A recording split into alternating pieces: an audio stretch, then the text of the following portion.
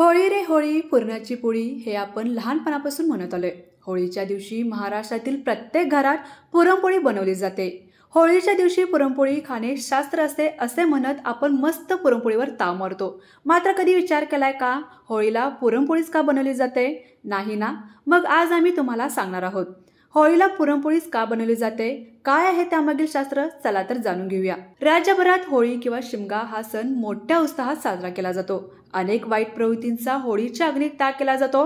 वाईट प्रवृत्तीवर मिळवलेला विजयाचा आनंद म्हणून घराघरात पुरणपोळीचा बेत आखला जातो।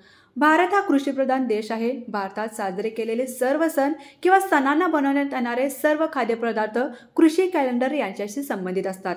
शेतात प्रत्येक हंगाम किंवा ऋतूनुसार येणाऱ्या पिकांवर नैवेद्य दाखवला जातो। होळी हा सण साधारणपणे मार्च महिन्यात येतो। मार्च महिन्यात रब्बी पिकांची कापणी होते।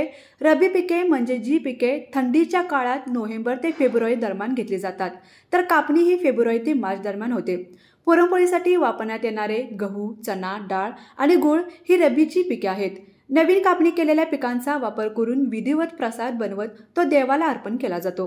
घरात कोणतीही नवीन गोष्ट विकत घेतल्यानंतर ती सर्वप्रथम देवासमोर ठेवली जाते। त्याचप्रमाणे शेतकरी देखील आपल्या शेतात पिकवलेले पदार्थ देवाला अर्पण करतो, म्हणून आलेले पिकांचा प्रसाद देवाला दाखवला जातो। भारत हा कृतज्ञ प्रधान देश आहे। नवीन पिकांचा वापर करत शेतकरी आपली कृतज्ञता व्यक्त करतो, म्हणून होळीला पुरणपोळी केली जाते।